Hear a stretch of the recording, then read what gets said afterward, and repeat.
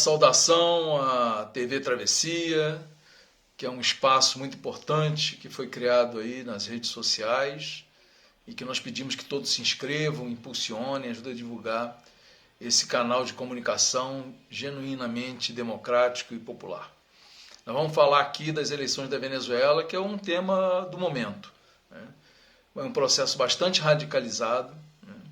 Que, por ser radicalizado, linhas políticas como a do Itamaraty às vezes não dão conta de entender, né, o que está acontecendo lá. O que está acontecendo lá já há muito tempo, né, porque desde o levante cívico-militar de 4 de fevereiro de 1992, comandado pelo tenente-coronel Hugo Chávez Frias, a Venezuela trilhou um caminho transformador e de ruptura com o imperialismo. É um processo nacionalista revolucionário que agora aponta claramente para o socialismo e tem mais um embate, vários embates que ocorreram com os setores vinculados ao imperialismo, de dentro e de fora da Venezuela, e agora está cada vez mais radicalizado, sim, né, porque a Venezuela é um país bloqueado economicamente, que sofre pirataria de bancos, de instituições financeiras imperialistas, onde estão aplicadas as reservas internacionais do Banco Central venezuelano, que sofrem saque, bloqueios, e o governo revolucionário da Venezuela não pode movimentar essas contas, né? Isso cria problemas, inclusive de abastecimento mesmo, e o governo venezuelano tem que se empenhar para garantir os produtos básicos, né, através dos CLAPs, dos comitês locais de abastecimento e produção. Então é um processo que fervilha na base e realmente, às vezes, muitos analistas têm dificuldade de se posicionar, né, e acabam caindo na mão das forças políticas vinculadas ao imperialismo, que está em jogo hoje na Venezuela, claramente, socialismo ou barbárie, né? Então, eu gostaria de falar um minutinho sobre a questão militar na Venezuela, que é um tema sempre palpitante. O Lula, ano passado, numa reunião do PT, num evento, ele falou da discriminação que Hugo Chávez sofria pelo fato de ser militar. Inclusive, num foro de São Paulo, numa reunião do Foro de São Paulo, ocorrida em 1994, se eu não me engano, naquele período que o Chávez tinha acabado de ser anistiado, estava circulando a América Latina para organizar, né, sua base de apoio, né, internamente na Venezuela, se organizar como movimento, como partido, para disputar politicamente com o imperialismo, com as forças direitistas da Venezuela. Ele entendeu claramente que o caminho é político, né? Não é pelas armas, é político, né? As armas são utilizadas dentro de um processo histórico, né, que não comportava ali na Venezuela, por isso que o movimento bolivariano de Hugo Chávez teve que recuar no levante militar de 1992. E o Chávez, inclusive, numa reunião do Foro de São Paulo, foi proibido de falar pelo fato de ser militar, e houve toda uma polêmica, uma celeuma em relação a isso. Depois todo mundo compreendeu o papel dele, né? Ele era um militar de formação, mas o Chávez estava avançando para propostas socialistas e cunhou a proposta do socialismo do século XXI e foi ganhando amplos setores da esquerda, porque só um movimento internacional que apoiou Hugo Chávez em 4 de fevereiro de 1992, que foi a Quarta Internacional Trotskista-Posadista. Outros se silenciaram, ficaram contra, um mero preconceito, e num momento crucial da luta de classe mundial, a União Soviética tinha acabado de ser desmanchada num golpe perpetrado por Boris Yeltsin, e havia uma confusão político-ideológica muito grande, né? E esse levante aí deu um alento, né, na disputa, na luta contra o imperialismo no nosso continente. Nós temos que entender que a doutrina Monroe, a América para os americanos, ela continua vigindo lá nos Estados Unidos, né? Por isso que a dificuldade, né, que se tem de ver diferenças entre democratas e republicanos quando se trata da América Latina. Você vê diferença mais na relação com a OTAN, com a relação com a Rússia, com a China, pode ter uma variante, mas aqui na América Latina tem pouca variação, né? Tanto que o bloqueio contra a Venezuela é cada vez mais intenso, o bloqueio econômico contra Cuba também.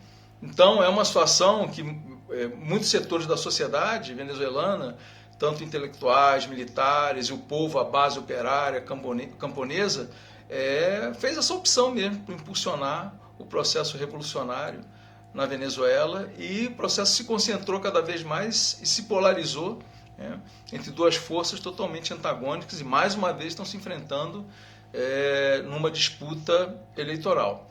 Para o Brasil, como a hegemonia da discussão da política externa é muito do Itamaraty, há muita dificuldade do Itamaraty compreender o que está passando lá.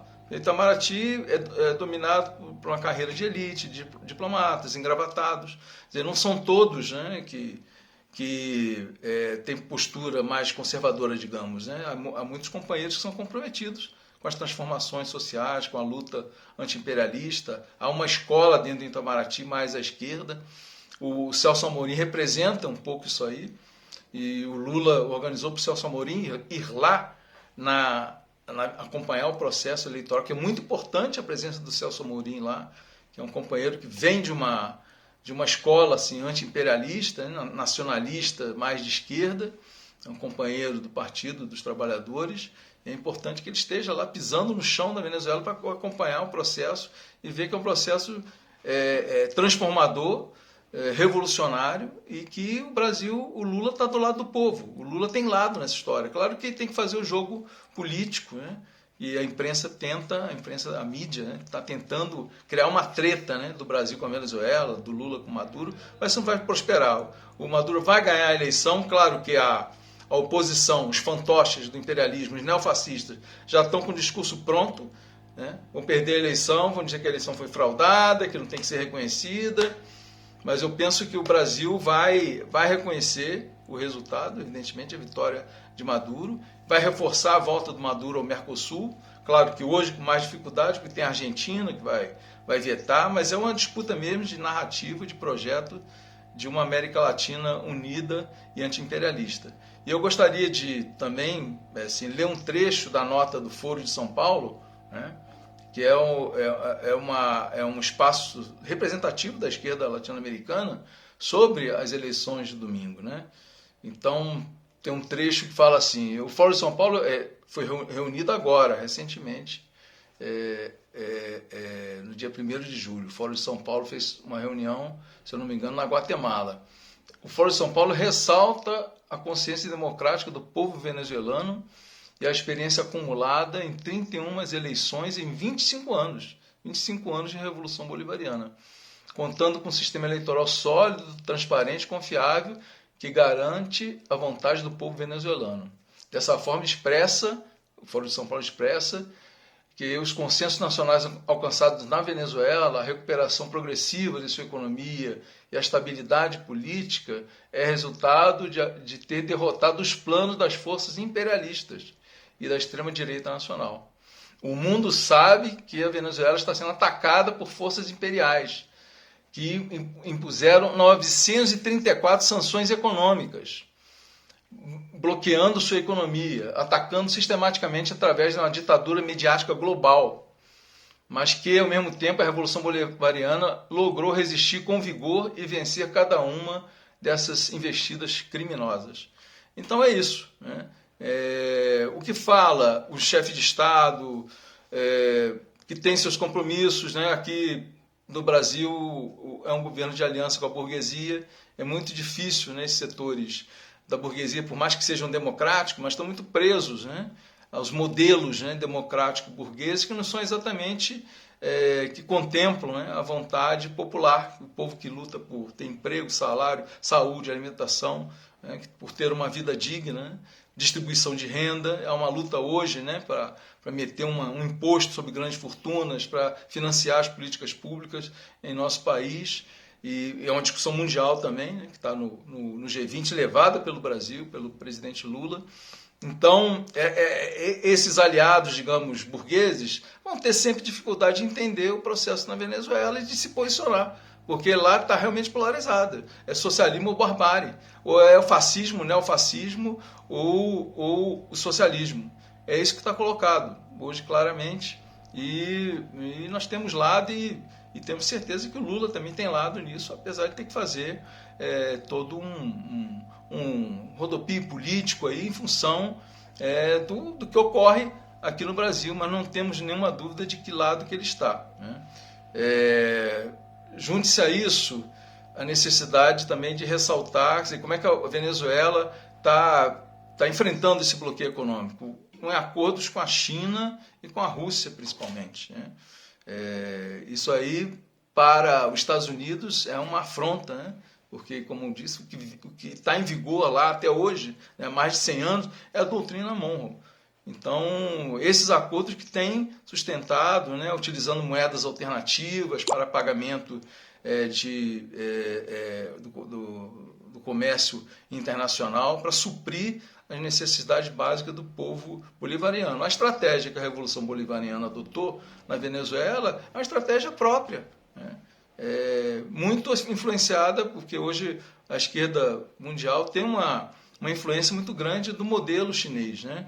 De dar liberdade para o empreendedorismo, né? Pequeno, médio e grande também, e às vezes cria uma classe média e tudo. Só que na China a classe média não vai fazer oposição, não vai enfrentar o Partido Comunista, que tem muita força e hoje está cada vez mais comprometido com o marxismo. Mas na Venezuela eles se movimentam muito, né? E caem no colo do imperialismo estadunidense. Não tem alternativa de centro na Venezuela, e isso que é preciso ter claro. E eu gostaria de encerrar minha intervenção ressaltando esse apoio internacional que a Venezuela tem para enfrentar o bloqueio econômico e a necessidade de uma solidariedade latino-americana. Cada país tem seus ritmos, seus prazos. Um desenvolvimento ele é desigual e combinado, ele não é homogêneo, não é contínuo, tem aspectos atrasados, aspectos avançados em qualquer país, cada país tem sua estrutura. Então vamos não só respeitar o processo na Venezuela, mas nos solidarizar também com a classe trabalhadora, com os operários, camponeses, os militares democráticos, revolucionários, que são maioria no exército, nas forças armadas bolivarianas, e investir na construção de uma pátria grande mesmo, na unidade latino-americana, porque os Estados Unidos eles têm realmente uma postura diferenciada em relação à América Latina, que eles tratam como seu pátio traseiro, como seu quintal. Então vamos apoiar o presidente Maduro e as forças revolucionárias para seguir no processo transformador da Venezuela, que influenciará toda a América Latina.